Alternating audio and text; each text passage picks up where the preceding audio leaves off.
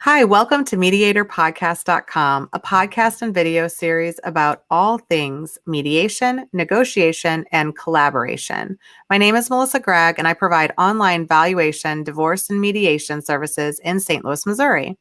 In this week's episode, we will discuss family mediation, a unique way to get divorced, with Daryl Weinman. She is a family law attorney and mediator in Austin, Texas.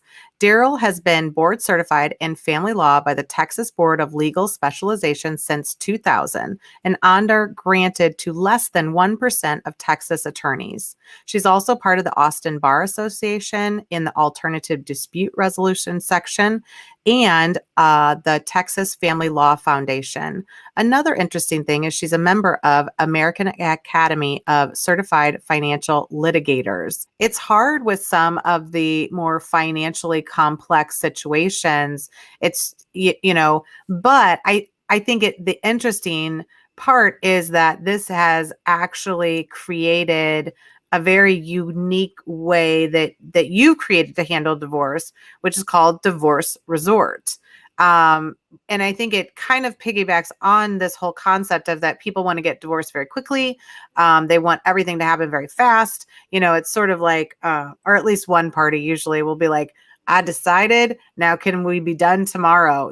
We have like a 30-day cooling off period in Missouri. So I'm like, well, either way, we're still going to need to take some time. But tell us more about even the concept of divorce resort. So divorce resort is it's a concept, not a place. A lot of people are like, well, where is it? Yeah. Okay. It's not a place. The concept is that, so it combines mediation with some guarantees of being done. So the people who decide to do this process, it is a set budget, because those are the two questions that people always come in with. How much is this going to cost me, and how long is it going to take?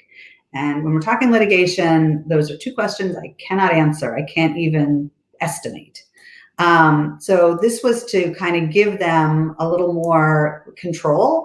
And it's a set rate, set fee, and a set timeline. So basically what we figure out when they come in, it's a mediation arbitration. So, and they can have attorneys or not, totally up to them. We can actually do it at a resort, which was my original concept, in a very relaxed atmosphere, but it doesn't have to be that way either. I need to know what are all the assets, what are all the issues, because whenever we do pick the date for divorce resort, we have to have all the information. We can't show up there and go, oh, well, now we're going to have to go appraise the house or business or whatever. They have to have all their information. So I have them each fill out some forms about what they think all of the issues are, what the assets are, and then we figure out, okay, before we can set this, we do have to get the business valued, or we have to get the house appraised, or we need some more information. And then once I feel like we've got all the information, we set the date. And I generally set it, and it can kind of depend too on the assets and the people and the issues, but it can be 3 days, which is my original concept, where the first 2 days we mediate, and they're separate. They don't see each other, they don't talk to each other.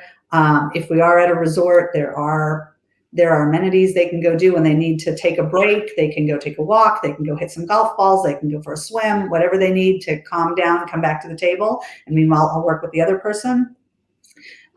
There's rules about how much alcohol they can have if they're there, things like that, who else can be there or not be there. But after 2 days, they can generally get everything settled. I mean, if people are motivated to do this, they're going to settle almost everything themselves. But what tends to happen, and I'm sure you've seen this in mediations, is you come up with this great settlement. Everybody's happy. You've worked through this for hours and hours, and you put it in front of the person who's not ready to be divorced, and they go, but there's one more thing, and one more thing, and one more thing. And the one more things start to wear on the person who's like, wait a minute, we had an agreement. What? And the reality is they just can't put pen to paper. And so that's what the arbitration is for. If there are any issues that are still outstanding at the end of the mediation, they just cannot resolve them for whatever reason. They have agreed in advance. They essentially pick me as their private judge.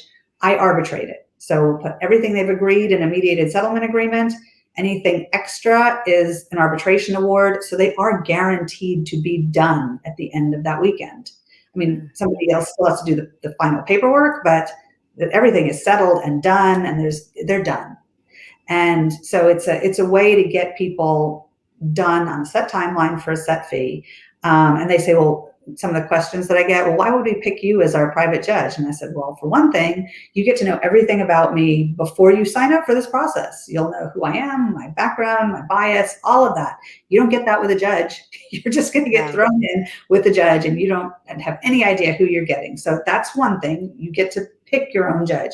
The other is I will have spent the last 2 days listening to both of you and listening to what's important to you, and how this asset was created, where it came from, whose idea it was, who has handled the kids or whatever. I've listened to both of you, and not that I'm going to reveal any of that in my arbitration award, but it definitely goes into how I'm going to decide things, and that benefits both of you because I know what's important to each of you.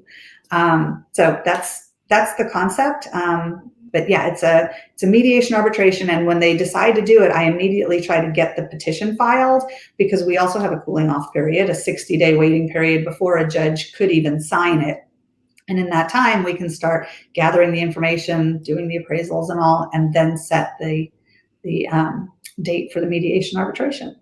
Yeah, because there's always kind of outstanding issues, especially when you have multiple businesses, or if they're beginning businesses, or any type of situation. But I think it's a fascinating concept, because I think when people are ready and prepared, you get a momentum, and the momentum kind of carries you through the finish line.